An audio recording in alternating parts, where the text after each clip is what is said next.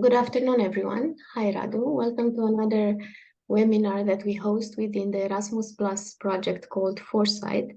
My name is Bianca Dragomir, and together with my colleague Radu Gheorghiu, we represent a partner in this project called Institutul de Prospectiva. Our main work consists of FOReSiGHT projects that we do on behalf of public administration, private companies, and most often the European Commission. However, in this particular Erasmus Plus project, we felt it could be useful if we familiarize the different audience with the concept of FOReSiGHT in general and FOReSiGHT tools in particular.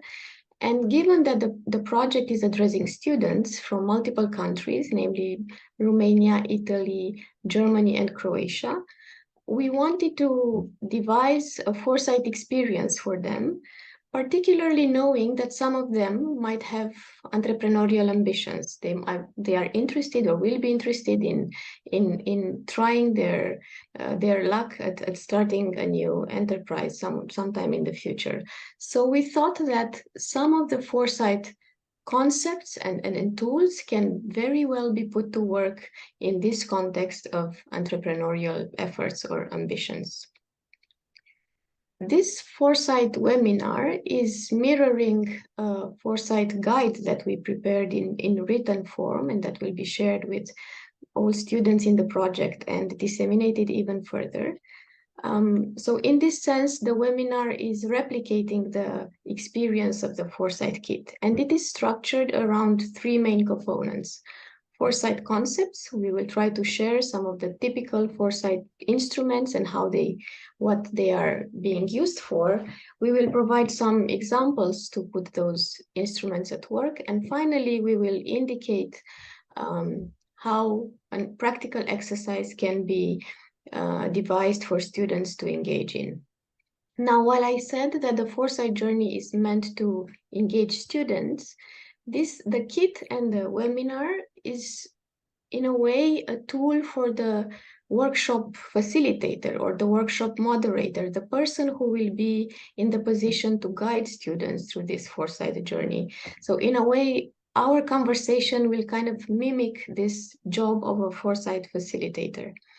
Another thing I would like to share is that this FOReSiGHT kit was already piloted in 3 different venues with different participants. So in a workshop in Rome, in Berlin, and in Zagreb as well. So somehow we already put this kit to work and we saw how it functions, the reactions of students and the audience alike. So we feel it's already a tested instrument and can be adopted by other future workshop facilitators or moderators. They can be used in seminars or in dedicated workshops, in summer schools and other settings that might be inviting students to think of entrepreneurial ideas. Before we jump into the step-by-step FOReSiGHT process that we devised for students, I would like to invite Radu to speak a bit about what is entrepreneurship and why is FOReSiGHT a good discipline to bring into this realm of entrepreneurship entrepreneurial idea generation. Radu? Hi. Bianca already mentioned that this entire process is for entrepreneurs to find ideas, to have starting points in their activity. But what is an entrepreneur? And here we have some definitions on the next slide, which are, let's say, very largely accepted definitions. That entrepreneur is someone who starts their own business around an opportunity. Okay? And what I want to stress here is the idea of an opportunity. Of course, we can think in terms of business entrepreneurs, and most of the time it is this case, but we also like to think about social entrepreneurs, which explores opportunities which are relevant in terms of business also, but the stress is more on impact on community, society, and the world. We don't describe it here, but also we can envisage the intra-entrepreneurs, the ones who change, who bring novelty in a large organization, so in the environment they are already part of. What is important for us is the idea that an entrepreneur starts with an opportunity. And then we asked ourselves, how can we build a machine that generates opportunity? How to generate opportunities? Of course, very often we see that in the movies, someone in a life situation saying, oh, I have it, I see it. Yes, that's a very nice situation that it is good that we have. But our question is how to be more systematic. How can we generate opportunities and maybe have more than one idea and explore in depth if they are feasible or not. So asking ourselves how to build this opportunity machine, we remember about the movie Back to the Future, where the character went into the future, which is actually our present. It was, I think, last year. They came from the 80s to 2020 something, 2023 or 21. And they traveled into the future. And the bad guy from this movie find an almanac with the results of the sport competitions. And his idea was that he would come back into his past and use that information to bet.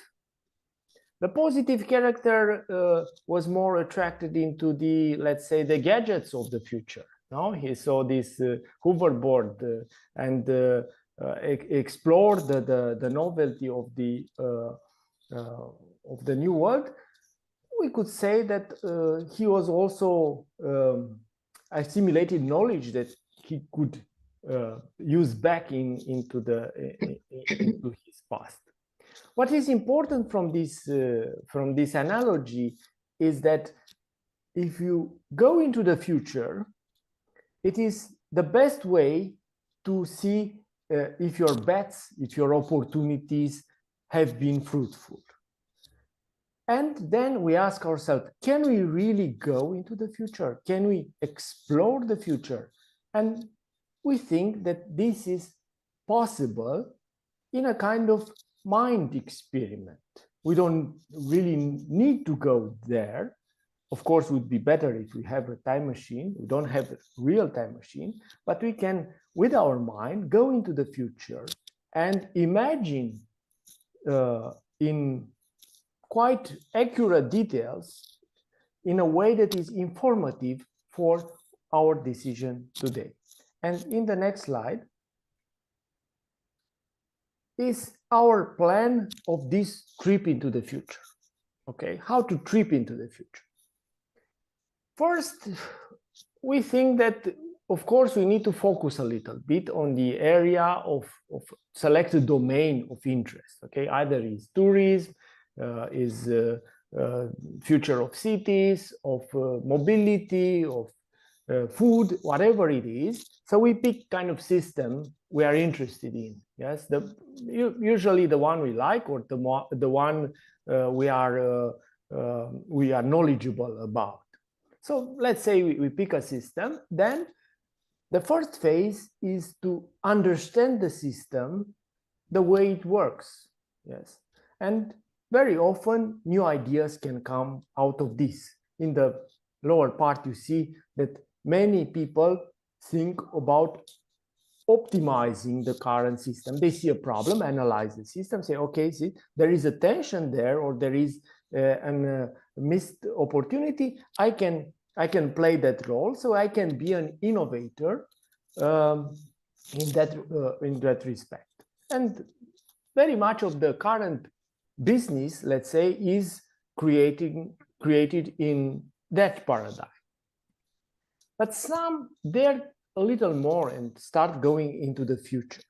So And the travel into the future starts with the drivers of change. What are the trends? What is happening already started to happen, or it's quite mature and you expect that it will continue for 10 more years. Okay, so these are the drivers of change, and we'll discuss more in detail about that. But it's already towards the future. And many of entrepreneurs make this mental experiment. You know, I see that trend. Maybe I will be a first adopter of this new technology. Or I can even use that technology to solve problems in the current system by automating something, for instance, and so on. So this is already the result of this mental experiment of what will be in 5 years, considering these developments.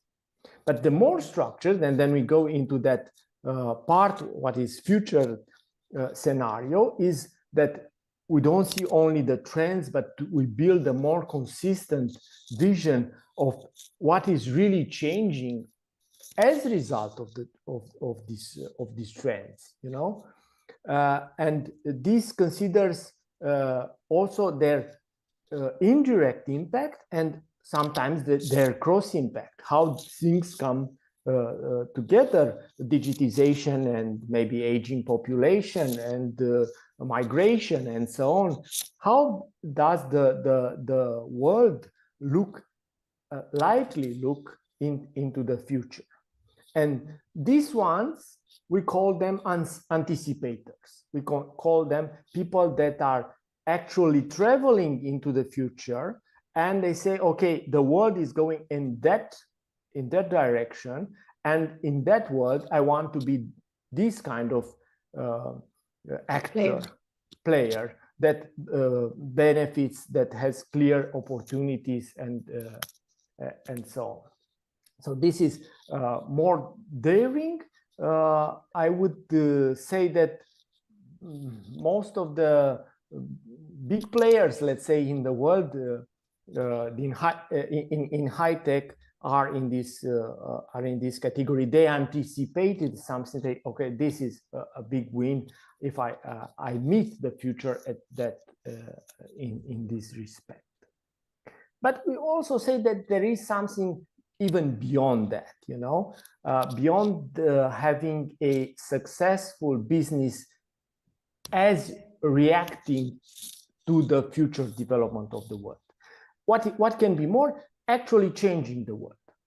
Of course, we cannot change everything in the world, but in a specific system, we can make some change. You know, we can have induce a new vibe into the system. Why? Because we think that is desirable, that is better, either ethically or more pragmatically, because people have a better life and so on, or have less risks or something and so on. Okay, the ones that dare to have this vision about the future, we usually call them leaders. Okay, because in most cases is not their vision is not related only to their action. It's an invitation for the others to join that change. Yes, so the leader is inspiring others towards that change, saying, okay, we need that kind of world because, you know, you see it clearly, we desire it is more it is better than what we have, or the direction that the system is naturally going towards. And in the next slide, before we go to the next slide, please. Radu, one question or one small comment. We announced that FOReSiGHT is about exploring futures or potential futures. When we decide what is the time frame that we dare to explore, to look into, how do we choose the time frame? I assume this would be a question that many might have. So we're talking 2030. Why not 2025? Why not 2040? That's a very good question. FOReSiGHT deals, as you know, with many time perspectives. You can have FOReSiGHT for 5 years, 10 years, and sometimes 100 years. We're talking about the future civilization and so on, longer time span. The choice depends on different factors. One is the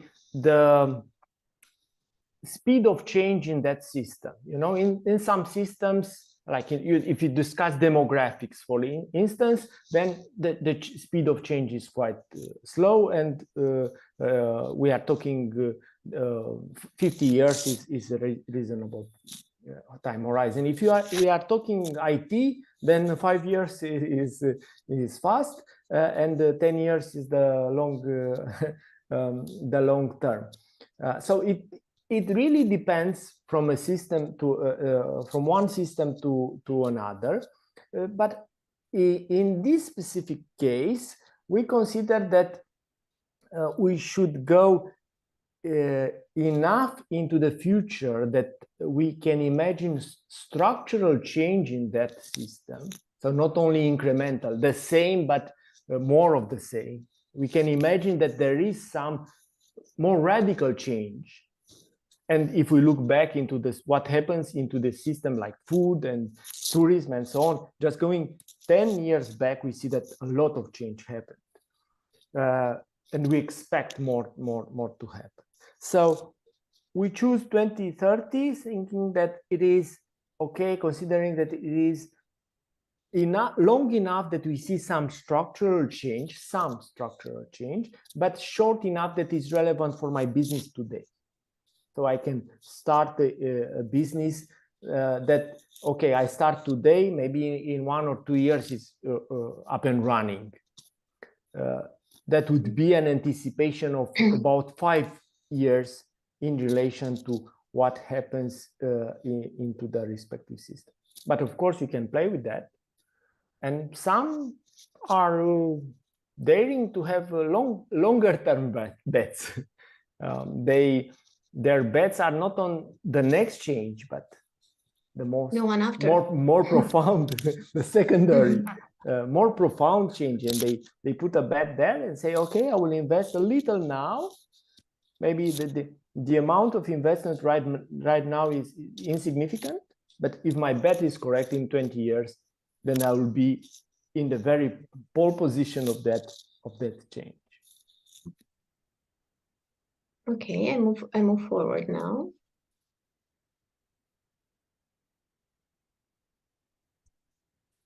Okay, so as Bianca presented, we in this kit, basically we suggest a step-by-step in all these phases.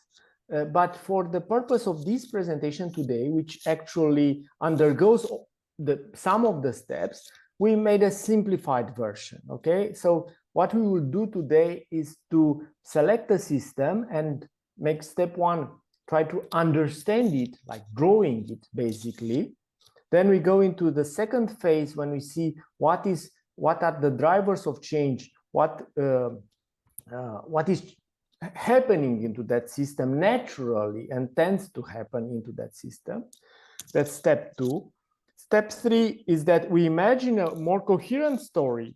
We try to build a realistic, in fact, story of the future, okay? And then in step 4, we'll ask ourselves, okay, but in that story, what is happening will happen into the future, who I want to be, how I want to behave. And we will have a glimpse of visioning, just imagining a little bit how from, let's say, a business idea, we can go further and think, okay, but what if we change the world in that direction? What would be the vision of that? Okay, so that's the process we'll try to undergo. And we'll start with the first one, which is understanding the system. Of course, first we have to choose a system, and you as facilitators, back a little bit. Back to choosing it. Oh, sorry. Okay.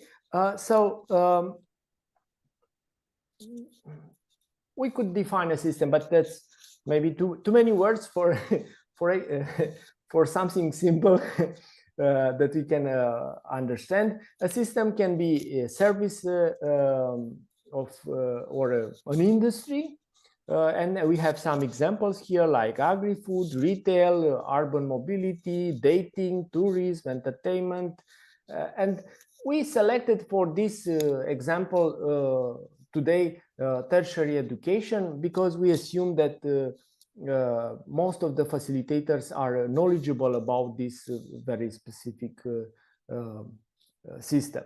So They have to they have to be.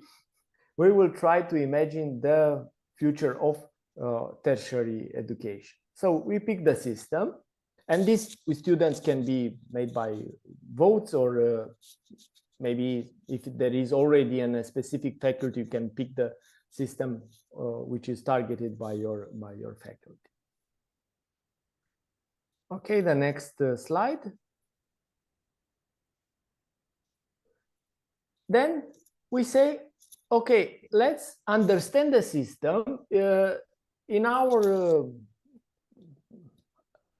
paradigm is basically drawing the system, drawing actors and relations.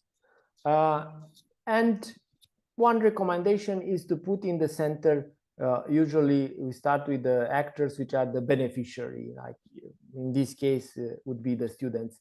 But then maybe we'll go directly to an example because we did one, maybe a little more.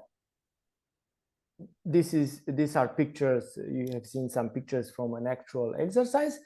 Oh, sorry. No problem. So this is how a very simplistic drawing of a system, which you actually don't need to make it more sophisticated.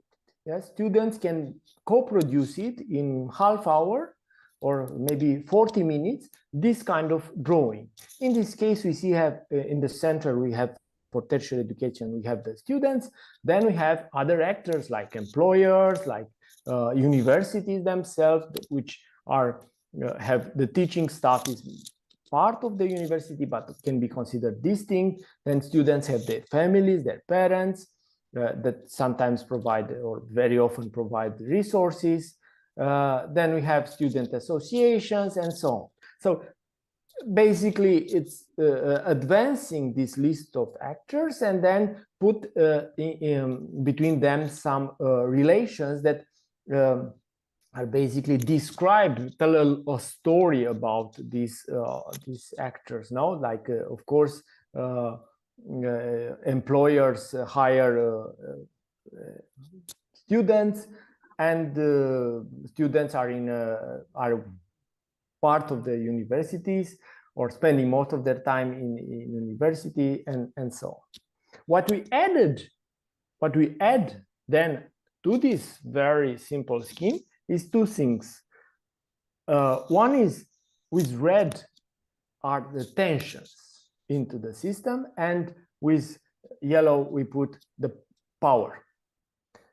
So we consider that these are two important questions for understanding a system, namely, where is the tension, where are the tensions, and where is concentrated, who is in a position of power. Basically means that the other cannot really shake them from their position. Yes. It is important to say that tension is not necessarily a negative thing. It's not like, okay, we have a problem necessarily, but it means that there maybe sometimes the objectives of the actors are not aligned, are not perfectly aligned, you know. And we assume that there is, in this case, a tension between universities and employers, because okay, universities have their curriculum, they are looking toward the students and their development, but not necessarily to the what will happen in the professional life of that students. Sometimes because they cannot anticipate what would be actually their profession into the future, and sometimes because the professions themselves change too fast for them to keep pace, or simply because universities consider that they need to invest in other more transversal, less specific skills than the employers expect to receive.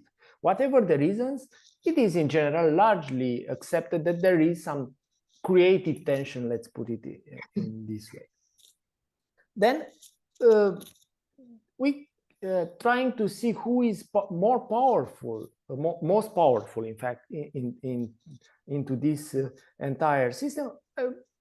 Maybe it depends on from country to country, but people generally agree that the university is still in a power position. Now, the students cannot really vote that whatever they learn, and employers can ask nicely about adapt your what you are doing, but they are not in a position of force in any way in relation to the.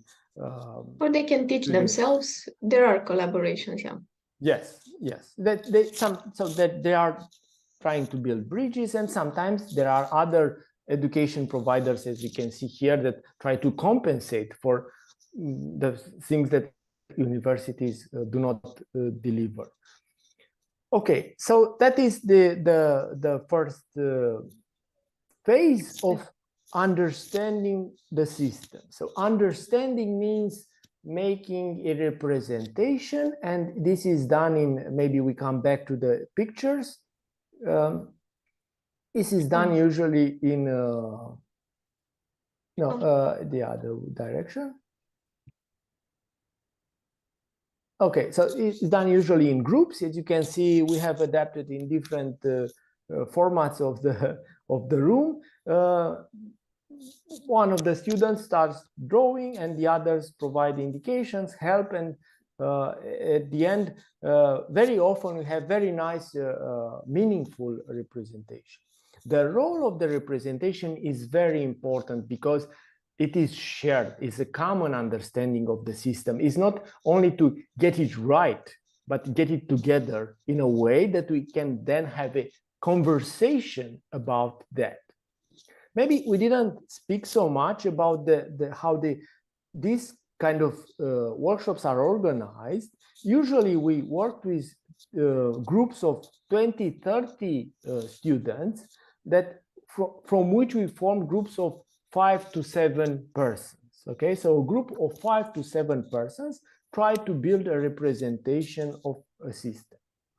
You can have different groups making the same system, but the result would have some differences, will have some differences, or groups can have different systems altogether. So this is the end of this first part of understanding the system, and I think that you can present, Bianca, the next step of drivers of change.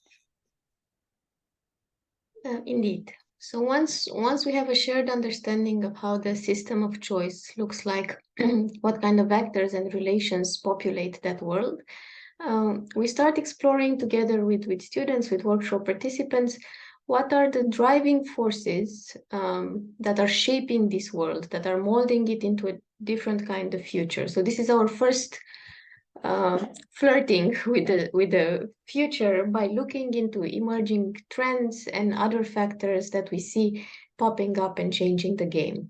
We call them generically factors of change or drivers of change, but in FOReSiGHT we classify them in multiple ways. One way to classify them is based on how intense and massive they are. And in this image, I present a few types of factors of change. Maybe I will start rather from the right part of the screen to discuss mega trends, which are global long-term developments that have huge impact on all areas of life. These are like, if you were to visualize them, they're like huge waves that have the power to swift and to carry all the sand and all the living things underwater with them, and even cause some damage on the land. So they are big forces that can happen worldwide, of course, with different nuances depending on geography or continent. So they don't look the same in Africa as they do in Europe, for instance. But they are recognized as huge forces that have impact both at economic, social, ecological, political level, and so on. Probably, not probably, but for sure, students are already familiarized with some of them, such as the aging of population, of course, with differences from continent to continent.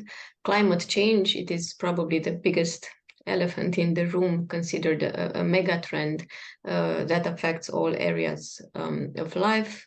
Globalization, which was probably the hippiest word some time ago, probably 2 decades ago, was emerging as one of these mega trends. Moving a bit to the left, we discuss in FOReSiGHT about trends. These are mature developments, or they can be in different stages of maturity, from emerging to really ripe to decaying trends. They are not as powerful or as encompassing as mega trends, but they are quite stable phenomenon that are observable in society and in different layers of society. Now, trends can either be evidenced through statistics. You can see the increased share of something, the change in behavior, for example, in online commerce, or in the change of consumers with regards to a certain type of product, or the change in traveling behavior after the pandemics, and so on. So statistics can help a lot in that. But sometimes trends are discussed, especially emerging trends, are spotted by professionals and experts in their field who have a nose for them, who have a good understanding and a good intuition, especially when we discuss about emerging trends. Expert opinion and insights from the sector or from the industry people are very valuable. On a different level of maturity are weak signals, which could in time develop and become emerging trends and then trends. But for the time being, they are data points that you can observe. They can be under the form of more anecdotic or more episodic. These are things that are happening out there that they're not mainstream yet, that some might even be oblivious about. They require certain vigilance and a certain nose for spotting change. And probably, for example, in marketing and in PR, these kind of professionals are paying a particular attention to how to things that might become micro trends, right? To how a different group of consumers starts to behave differently, or how people start having different preferences for different values, and so on. And we encourage, of course, usually to have an eye for this kind of smaller changes happening out there that are probably not yet making the headlines of all newspapers, not just yet. And finally, for this exemplification, wildcards are highly unlikely events, so we don't expect them to happen, but in the case they do happen, they have a huge impact. They are highly unpredictable, but their consequences are multiple, and they would change the game in case they happen. So having this overview of types of factors or drivers of change, we usually in this kind of workshops or exercises with students, we encourage them to go into industry-specific reports. As we discussed, a system can be an industry. So if we discuss food, for example, or we discuss retail or fashion or dating, as we did with in some of our workshops, some of the trends are very generic, but the more you zoom in and you do research in that particular industry, you will find different sorts of reports that are very good in feeding some starter ideas on what are the new waves of change, from very small, from weak signals, to more mature trends that are highly observable across geographies, for example. And this is just a compilation. We will not, of course, dive into them now. But this is the kind of reports that we encourage students to read and to expand their library of such reports and materials that document factors of change. Now, once this kind of, it's a combination of brainstorming and research, usually, when you look for drivers of change. We want to have a word about, particularly about technological change. And given the project is, the full name of the project, in fact, it deals with automation and digital transformation, we reckon that many of the drivers of change might come from the technological realm. Especially when we discuss automation nowadays, we can read and learn about plenty of these technologies that are boasted to be able to change all sorts of games and all sorts of industries. Now we advise in this kind of foresight exercise that we did with students to shy away from from having an attitude of how many of these new technologies can I push together and make my product or my service the coolest on the market. Because if you have image recognition and voice recognition, and you also do some analytics, and then you combine it with cloud computing, and then maybe you put some sensors in, and it becomes this big Christmas tree full of technological presence, which we think is not necessarily the right kind of attitude that students with entrepreneurial ideas, ambitions should have. But rather, once they look at the system of choice, as Radu presented before, and they discover that world with the actors and relations that are shaping that little universe, they may want to ask in what way can they adopt some of these technologies to advance their idea of a better system, their idea of how things could work better in a certain industry. Also, they could think, well, some of these things are happening anyway. They are coming in our industry, whether we want them or not. So what is our attitude? Do we want to adopt? Do we want to tweak them so that they make sense in our representation of the system? The general advice, as I said before, is not to make a full wish list of new tech that sounds interesting just because they are new. And if you remember, Radu, in one of our workshops, we were smiling during an exercise because some students were discussing dating, and when they made a system representation of a dating world, and we encouraged them to put the beneficiary at the center, the students wouldn't call them people anymore. They would call them users already, because they were in the mind frame that it will probably be an app, or it will probably be something online that they want to do with dating. So all of a sudden, people looking for love were called users. That's a bit of a sign when we are already in a certain mind frame and we think in technological terms rather than in human terms. That being said, we invite students to brainstorm and to research drivers of change by this kind of typology, so megatrend, trend, weak signal, wildcard, but also on a thematic level. And this is quite intuitive. I will not go too much into it. So social drivers of change, technological, economic, ecologic, political, and last but not least, shifts in values and behaviors. And we ask them to put them on a list, and then to evaluate them in terms of impact and certainty on a scale from 1 to 5. So how sure, of course, with the knowledge that they have, what is the perceived likelihood of them happening on a scale from 1 to 5? If you are very certain, then it will probably be a 5. If you think it's a mature trend that cannot be disputed anymore. If it's an emerging or a weak signal, it probably is more debatable, and the likelihood of it maturing is lower. And impact, again, how much it will change the game in the industry you chose or in the sector you chose. it's not clinical precision in this kind of evaluation, especially if you don't have experts in your team. However, when you judge on the comparative, it becomes a bit more obvious. So once you list them and you judge them in pairs, 2 by 2, you will see that for some you are more sure about their impact or more sure about their likelihood, and for others less so. So you tend to give lower scores to those. Again, some snapshots from our previous exercises, and my last intervention is, let's look at the example that Radu started discussing already. You cannot see the full slide, but as you know, we were discussing higher or tertiary education. We drew the system, and then we ask ourselves, what are the factors of change that are affecting, that are impacting education?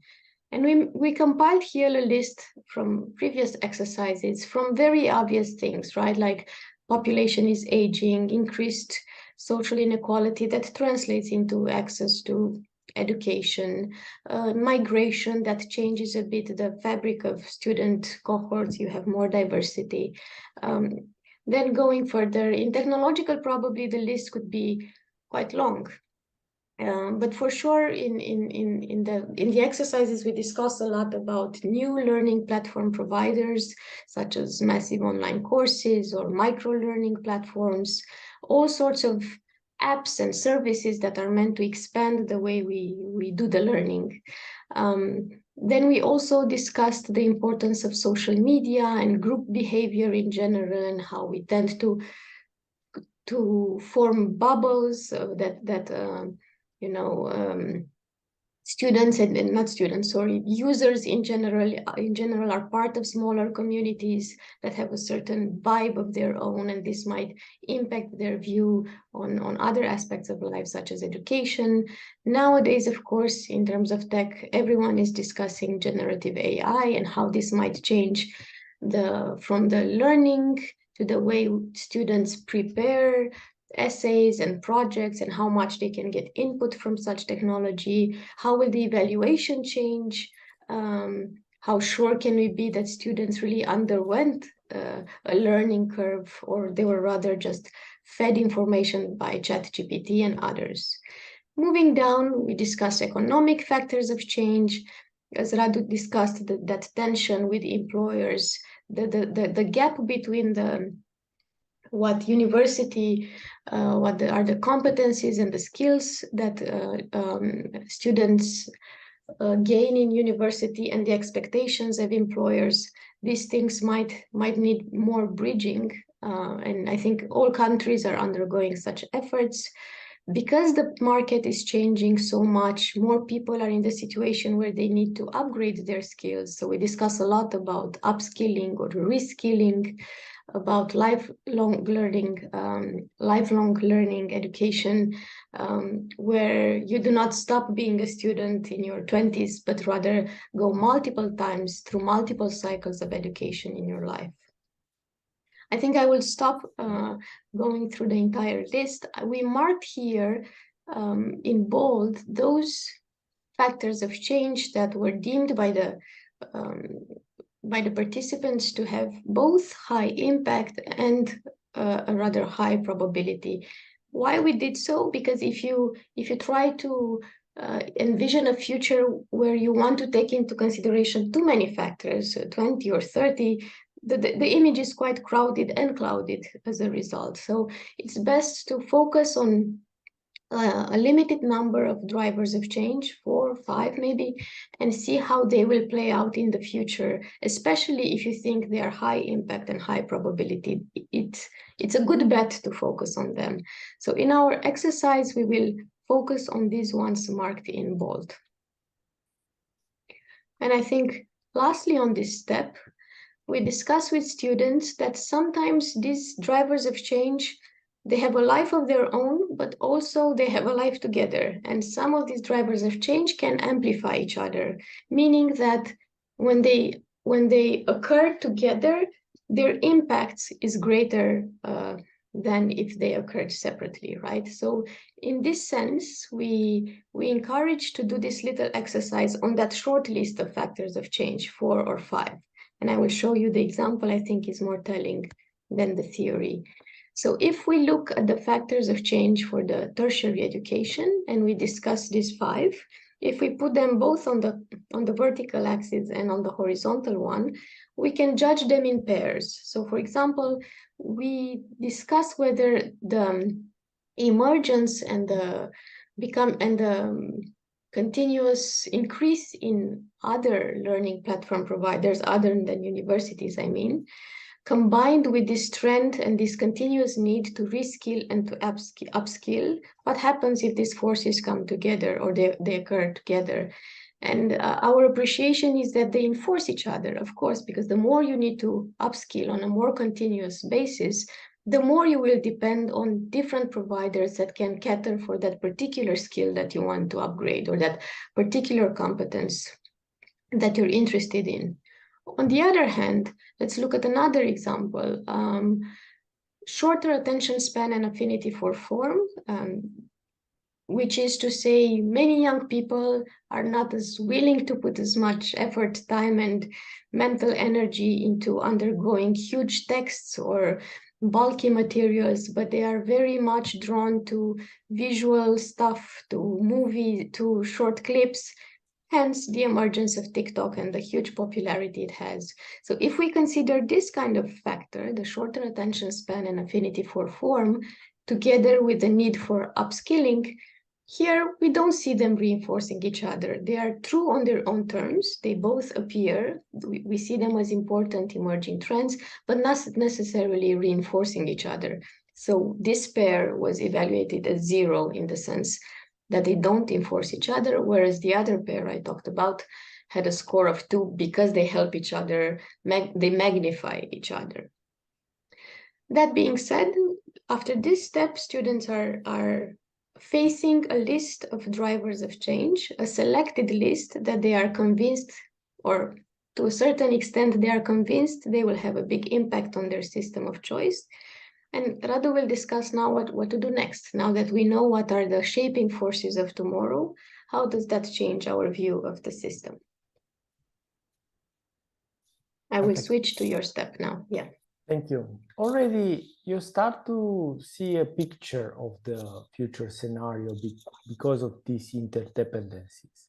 And actually this picture showed that 3 of the factors were more together than the other 2.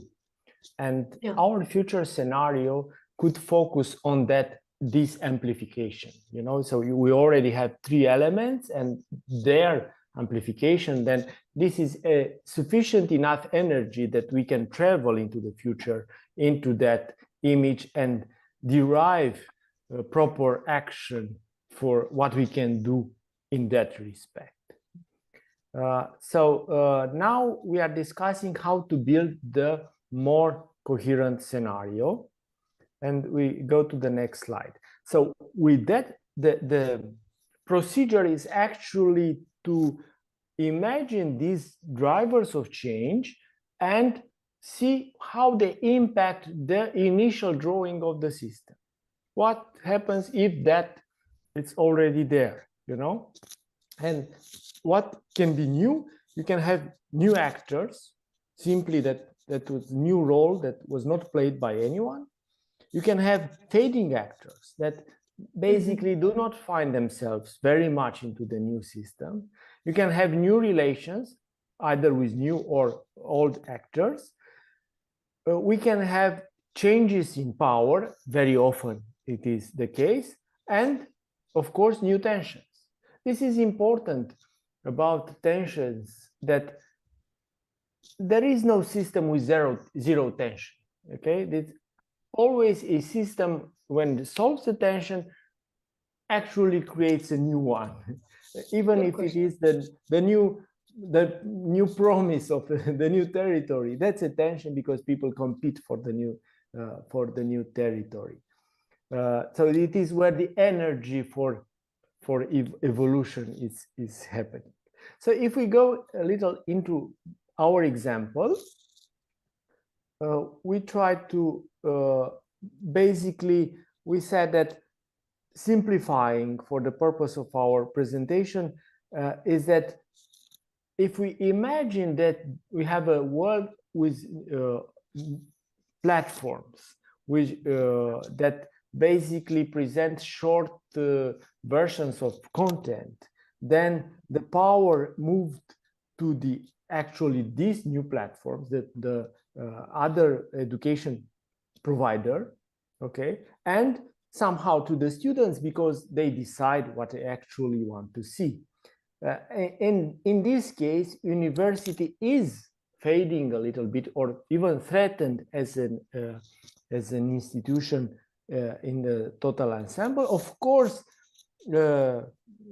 this situation is not does not mean the end of the university, but it means a shift of attention from their role as providers, as key provider to these social platforms. I would say that it is a situation very similar with the shift from TV to internet. Let's say, you know, that we have the big TV organization that provided fully organized program and entertainment. Then now people just say, okay, I will navigate my entertainment. That would be a different situation.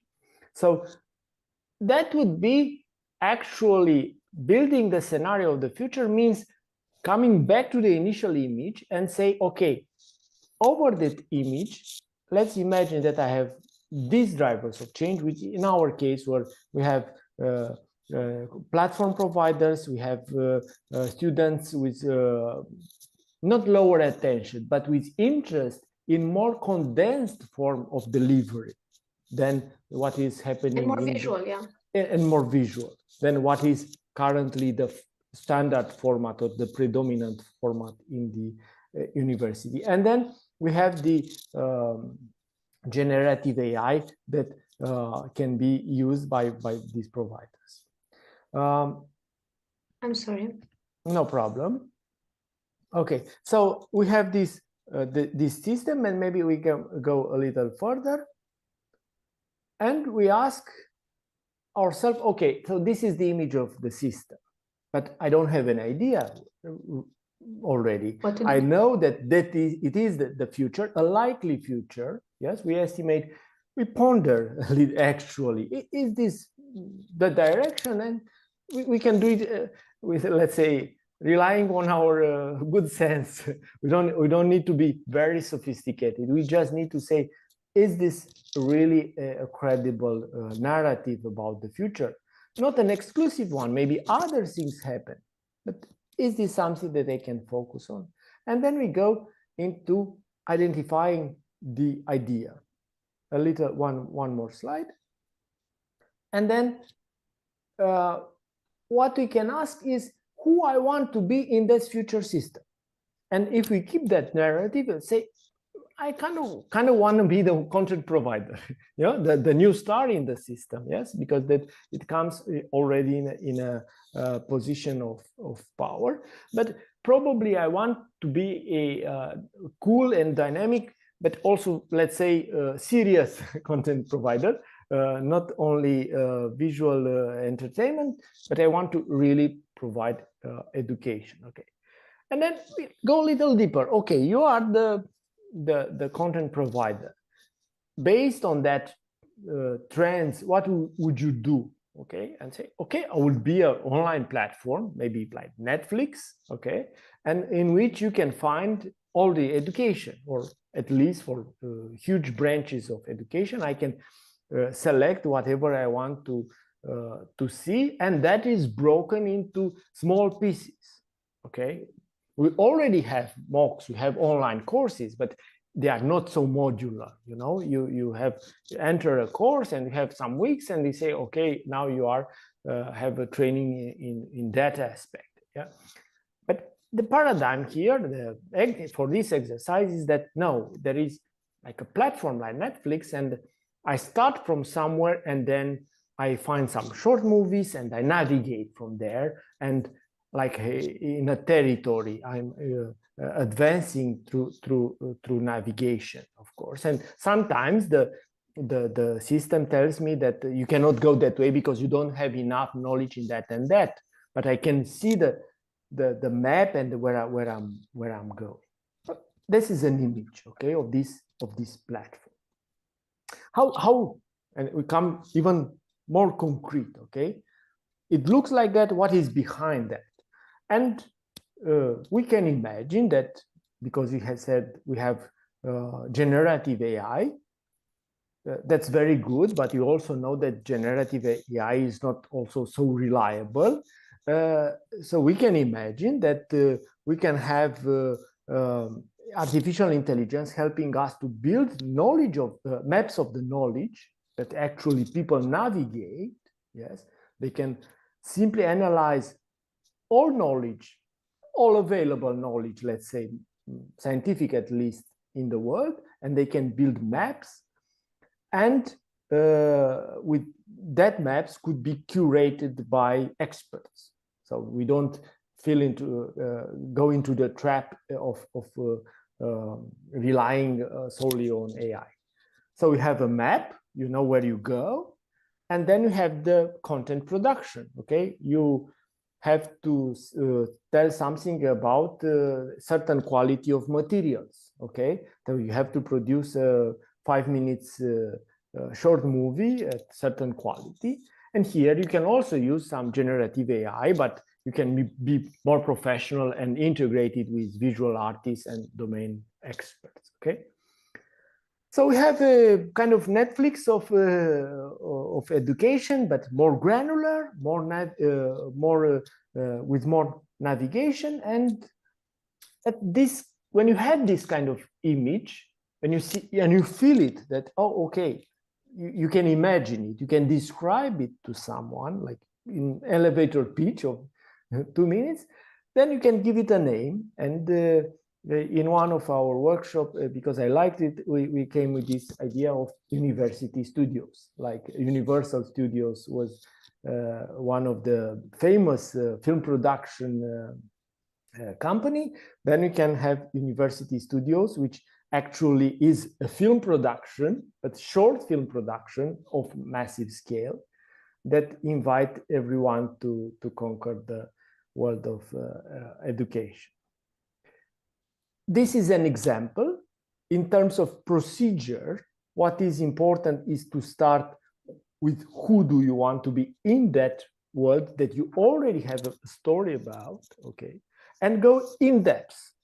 You are that character, that organization, that player, and then what do you, how the others see you, and how do you do what you are delivering, yeah, and then a catchy name that helps to bring the metaphor more alive, even with the emotions.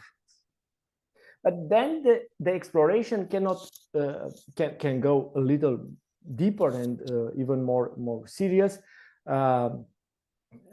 to imagine how that would be in terms of usability, how actually would people interact with this interface, and who provides the certificates and stuff like that. So you can build a lot around it, but you don't need it. You don't need to solve all the problems. You need only to see that it's possible, or that there are directions to be explored. Yeah. Then you can, and basically it is good or important to do that, is to focus a little on the beneficiary. So imagine the beneficiary in the center. Okay, so you are a student and your life goes like that, or how actually it looks after 10 years with that platform. And as mentioned before, you can also envisage some problems. Yeah, you're having problems, I don't know, with certification or with coherence of these short movies, or the fact that maybe not all the knowledge can be actually presented in or split into this kind of information. And then you imagine like how to deal with that problem.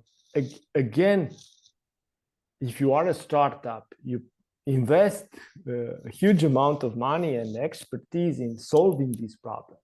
In this phase, you need to imagine that this is possible. It's not something that, no, in fact, you cannot put break down mathematics into 5 minutes lessons, no matter how many lessons. Last but not least is the responsibility and ethical issues.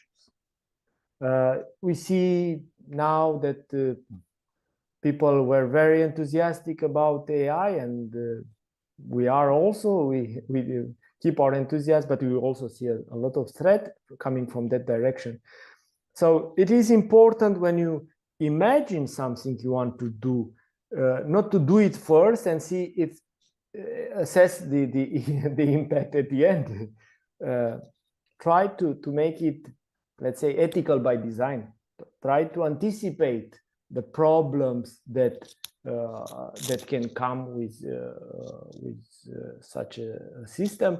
That of course you can imagine in our case the behavioral problems that people can have, the ways can some clients can be let's say trapped into the system, then cannot connect with the classical way of teaching and so on, or simple fact that there is no so much human interaction in that in this kind of platform.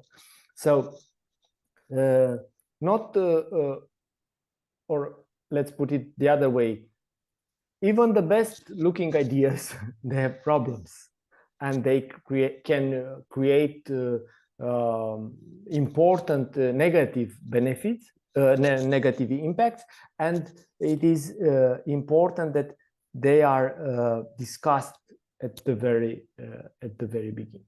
Of course, in our exercise, the whole project idea generation and consolidation can be 1 hour process, or can be like a homework for a group that you have in as a facilitators. In 1 hour you have the generation of idea, and then you have homework for people to discuss and analyze more in depth their actual implications of the idea.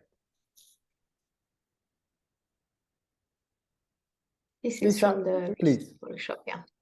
Yeah, this is from our recent workshop in Zagreb, and I think we were discussing something about the food industry, and we were also discussing something about dating. So these are 2 of the groups that presented. I will move on. Yes, that's very important to say that, or I'm pleased to say that in this kind of processes, you see usually the good vibes of people. People enjoy of being invited to create ideas, and once they create it and they have ownership for it, there is a kind of enthusiasm, which is, I think, a good vibe for any group in general. Okay, so the last part of this intervention is related to the visioning. Okay, so we have the scenario of the world, which is the impact scenario. What would happen under the influence of these factors, and we imagine how I can be a beneficiary, a winner of this new world by being an anticipator.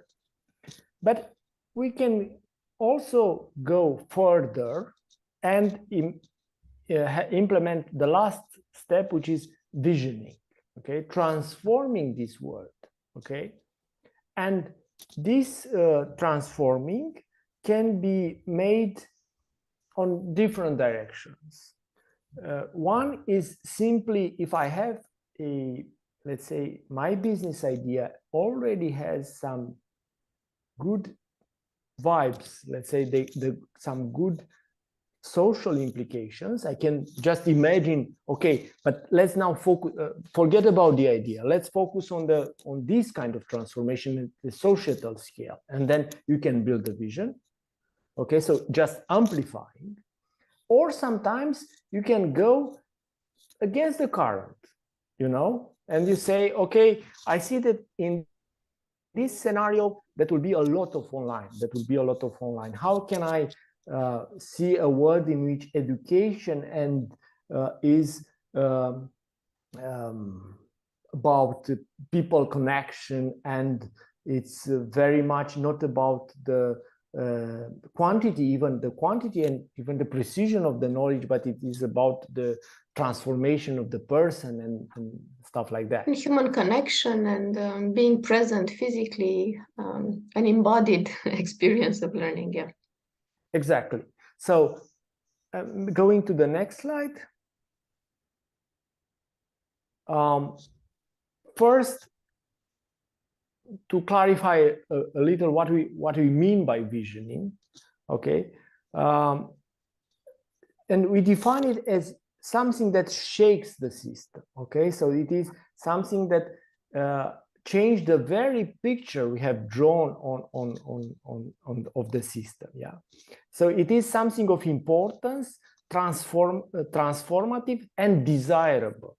A vision can or need to be focused on something which is valuable by many, not by all necessarily. It's probably, it is unlikely that you find a value that it is, let's say, has universal and has full consensus, okay? And maybe you don't want to address all the learners, let's say, or the target groups. You can say, I can, for some people, this is very important. This is something to offer to them. Also, the vision is for the system, is not about your organization. Yeah, you can imagine that you are a player and supporter of that transformation, but not necessarily is something that you can do it by yourselves. And that is why it is required that the vision has an inspiration factor to mobilize others in that direction. Yes, you can do it by example, just having a business in that direction. Say, okay, I will show you the way of these new modes of education, but you can copy me, or you can simply act even a political or social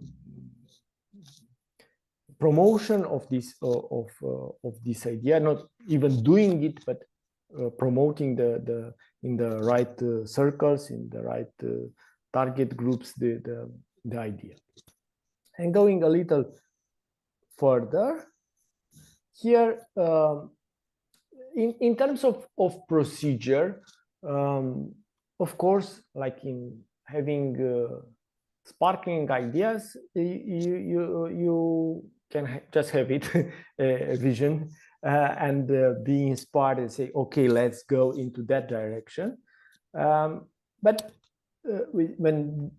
and it is usually not the case, it's happening instantly, you can help it by a process, okay? And what we recommend in this process is to focus on values, okay, on the something which is more beneficial in principle, not on how to do that, but what we actually see that the most precious things, most precious for the beneficiary of that respective system, or maybe something which is of value for some collaterally affected by a system, because it happens. Yeah, you can keeping this example, you can reduce the burden for parents. Maybe the life of the students would be the same, but parents will have easier life in supporting their kids in higher education. So what we suggest that for a vision at systemic level, vision for a system, focus on the value, okay? A value which is something obvious for at least some of the beneficiaries or the impacted group. And how to do that? You can start with inviting the students to have individual reflections, to pitch ideas, and then to build around ideas. Like after they select, okay, say, oh, this is the value we want to put in the center, then to build a short story, a narrative. So to imagine again a hero, someone which is living in that world, even if this is, let's say, disconnected from the current possibility, something daring enough that say, oh, that could be in a science fiction movie, but maybe not. Maybe 80% of that can be achieved in 10 years or something like that. And I think that's actually the last slide. It's continues our example of from education, what means to find these higher higher values. Okay, and we imagine, for instance, that one value is that we are living in a world where information is increasing and increasing and increasing, and we are overwhelmed by information, and the demand for what we have to learn is ever expanding. And these kind of systems could or should provide access to the key knowledge of the domain. Yeah. So if I want to be to enter the territory of material science, the science of materials, then I can come to this place, and they will say these are the important gates for that for that domain.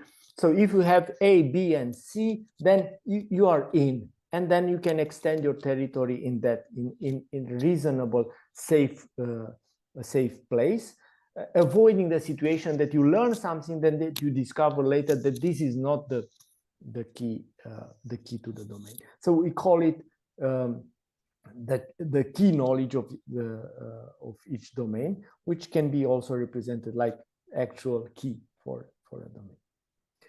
Another example would be that again of visioning is that we see, okay, reform in education in which people can see learning like conquering territories. You can actually see the territory of what you learn and what you can learn with the knowledge that you have.